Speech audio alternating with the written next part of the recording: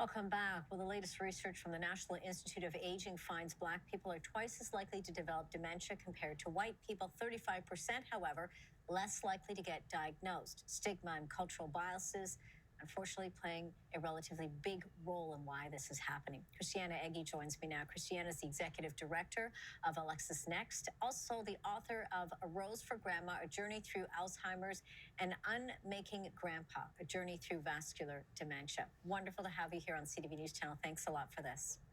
Thank you for having me, Angie. Talk to me about the kinds of conversations that take place around dementia in the Black community. I do not think there are enough discussions happening in the Black communities or elsewhere, in spite of the fact that dementia is a global epidemic. Dementia is one of the most misunderstood conditions. Dementia is not a disease. It's a group of symptoms that affect behaviors, memories, and abilities. There are different types of dementias. Dementia, Alzheimer's being the most common type, and vascular dementia is the second type, which predominantly affects the Black community because of the high risk of vascular diseases like high blood pressure, diabetes, obesity, and high blood cholesterol. Talk to me about the stigma around that, and how do we get past that? Stigma results from lack of awareness, misconception, fear.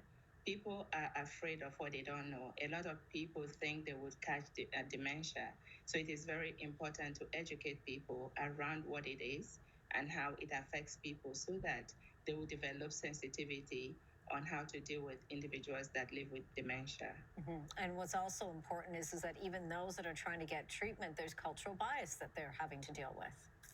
Yes, it is very important that healthcare practitioners receive proper training in health equality, diversity, and inclusion so that it will eradicate the misdiagnoses that often happen, mismanagement, as well as lack of support for people that are dealing with dementia. And that's that's on the medical side in terms of getting access to that support. But what more do you want to see being done? More to get people help when they need it, but also to give families the resources, the support, the information that they need to support their loved ones. Yes, awareness is very important. We need to create communities that can come together, both the government, the families should come together to create increased awareness through providing resources for people. And also, there are lots of resources out there, but most of the people that need this help do not know how to access it because a lot of them are older people. There are resources like the Alzheimer's Societies, the GAIN clinics, the Scarborough Head Network, the Toronto Memory Clinics.